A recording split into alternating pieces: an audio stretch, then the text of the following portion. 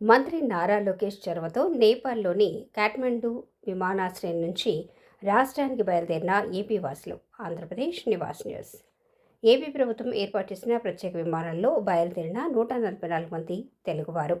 కాఠ్మండు నుంచి మొదటగా విశాఖపట్నం విమానాశ్రయానికి చేరుకున్న ప్రత్యేక విమానం. అనంతరం తిరుపతి విమానాశ్రయానికి చేరుకున్న ప్రత్యేక విమానం. విశాఖకు చేరుకోనున్న 104 మంది ఏపీ వాసులు, మరో 40 మంది తిరుపతికి చేరిక. ఏపీ వాసులకు అవసరమైన అన్ని ఏర్పాట్లు చేసిన కూటమి ప్రభుత్వం. విశాఖ, తిరుపతి విమానాశ్రయాల్లో తెలుగువారికి స్వాగతం పలికేందుకు సిద్ధంగా ఉన్న కూటమి ఎమ్మెల్యేలు, అధికారులు ఆయా విమానాశ్రయాల నుంచి వారి స్వస్థలాలకు చేర్చేందుకు అన్ని ఏర్పాట్లు చేసిన ప్రభుత్వం.